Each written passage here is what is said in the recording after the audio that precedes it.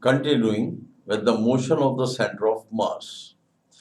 When we speak the motion of the center of mass, means we consider a body, like body in the form of a cube, a sphere, or any other definite shape, that is a rigid body. And then we further assume that that body is made up of many particles, that is many atoms. As I have explained in the earlier portions also, that these particles are called the atoms. The size of the atom is of the order of 10 to the power minus 10 meters, and the separation among the atoms on the x-axis, the y-axis, and z-axis is also 1 angstrom unit. The forces between atoms on x-axis, the y-axis, and z-axis are called interatomic forces, and they are attractive in nature. Now here we have to discuss that a body is made of many particles. We take the center of mass of that body, assuming that center of mass is moving or the particles are moving. So, if particle of body of masses m1, m2, m3, etc.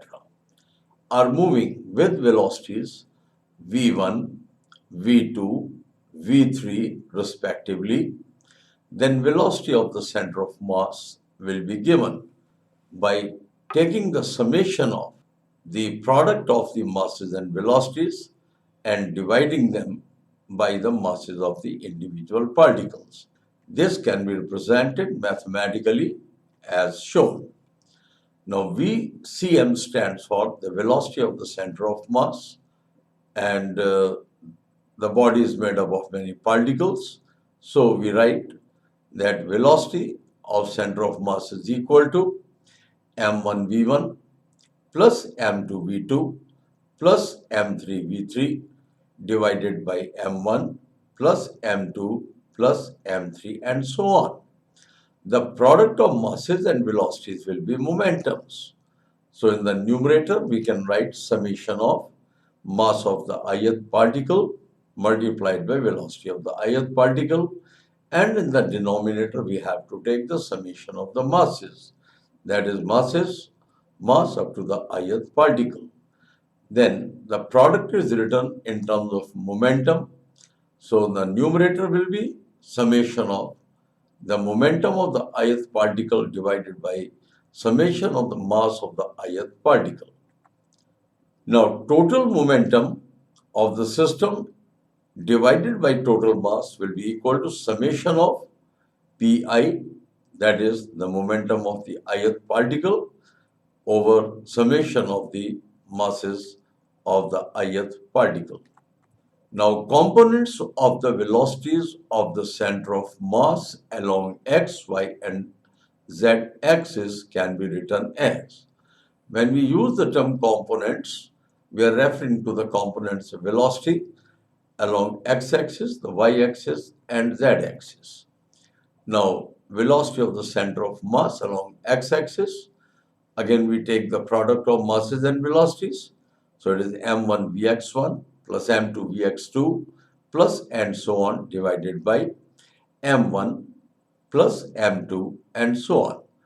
And numerator can be written as summation of m vxi divided by summation of mi. Then it is written as summation of pxi divided by summation of mi. Pxi means momentum along x-axis of the ith particle, and mi means that is mass of the ith particle. Now we come towards the same interpretation, but we write velocity of the center of mass along y-axis. And finally, it is written as earlier we have written, but we have replaced Vx1, Vx2 by Vy1, Vy2 and so on. And it is further written as sigma mVyi over sigma mi. And the same can be written as sigma of Pyi over sigma m of I. And similarly, velocity of the center of mass along z-axis according to the same rotation has been given, and its final result in terms of momentum will be sigma pzi over sigma mi. Now we come towards another concept. Sigma stands for summation Fx net. Fx means that is force along x-axis and that is net force. So that is 0. And sigma pxi, that is momentum along x-axis and that is constant. That is when no external force is acting on the system along x-axis, then we find total momentum of the system is conserved, remains constant.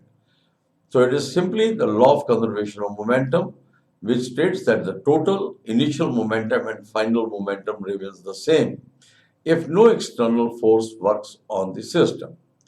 So therefore, velocity of the center of mass along x-axis remain unaffected during subsequent motion. Same analysis can be done for y and z axis. So whatever is the law for axis, the same will be the law for y and z axis.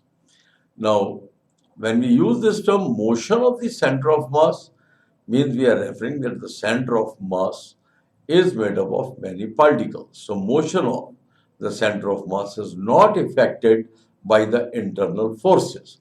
The internal forces are simply interatomic forces among the particles which are attractive in nature. So internal forces do not affect the motion of the center of mass. Therefore, if a shell moving under gravity explodes into pieces, moving in different directions, even then the center of mass moves along the same path. That is whatsoever its path earlier. Now, the important note is that due to mutual interaction forces, velocity of center of mass does not change. What are basically the mutual interaction forces? The mutual interaction forces refer to the interatomic forces which are attractive in nature. If no external force acts on the body, the state of motion of its center of mass remains the same. That is, it is moving with the same velocity. Then momentum is conserved. Then it keeps on moving in the same direction with the same velocity. If center of mass is at rest, it remains at rest. Now, if the particles of the system are moving with accelerations a1, a2, a3, acceleration of the center of mass will be given by. In this context, we will say that we have considered a body of any shape, and that body is made up of many particles, and the particles in that body are moving with accelerations a1, a2, and a3. So the net acceleration of the center of mass will be given by. Now, acceleration of the center of mass will be the product of m1, a1, m2, a2, m3, a3 divided by m1 and m2. We have to add these numbers and we can put it in the form of summation. So, m1 a1 plus m2 a2 plus m3 a3 divided by m1 plus m2 will be equal to summation of mass of the ith particle multiplied by acceleration of the ith particle divided by summation of the mass of the ith particle. Now the components of the center of mass along x-axis, the y-axis and z-axis, that is along three axes, we have to find the components. So like we'll take acceleration of the center of mass along x-axis, we can write an equation. The product of masses and accelerations like m1 ax1 plus m2 ax2 plus and so on divided by m1 plus m2 plus and so on, and that can be written as in the numerator sigma mass of the ith particle multiplied by acceleration of the xi divided by summation of the mass of the ith particle. The same equation we write for acceleration of the center of mass along y-axis and acceleration of the center of mass along z-axis.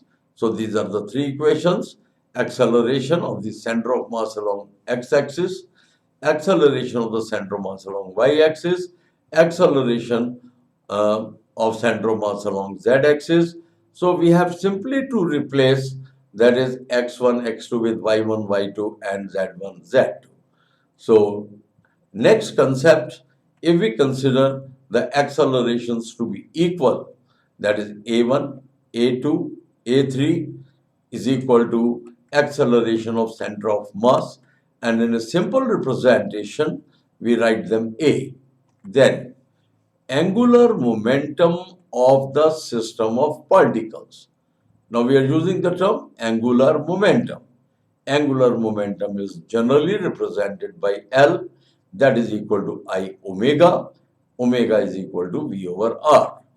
So angular momentum means basically MVR, that is angular momentum of the system of particles with respect to the fixed axis equal to angular momentum of the particles with respect to center of mass plus the angular momentum of the center of mass with respect to the fixed axis.